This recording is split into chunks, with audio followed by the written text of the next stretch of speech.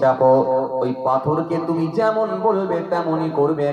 ওই পাথরকে যদি বলো ডান দিকে যেতে, পাথর তোমাকে ডান দিকে নিয়ে যাবে। আর পাথরকে যদি বলো বাঁ দিকে নিয়ে যেতে, পাথর তোমাকে বাঁ দিকে নিয়ে যাবে।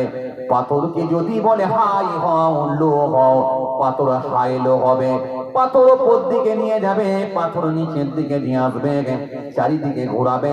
পুরো পাথরটা তোমার কাছে লিফটের মতো ওঠানামা করবে। ও ইব্রাহিম, তুমি ওই পাথরের উপরে ওঠো। এবং হযরত ইব্রাহিম নবী সেই দিনে পাথরের উপরে উঠেছিলেন। ওই পাথরের উপরে আল্লাহর হুকুমে ইব্রাহিম নবীর পায়ের ছবিটা লেগেছিল। আজও পর্যন্ত সেই পাথরের উপরে ছবিটা আছে। সারা পৃথিবীর মানুষ ওই ছবিটা দেখে, পায়ের ছবি। আল্লাহু আকবার, আল্লাহু আকবার বলেন।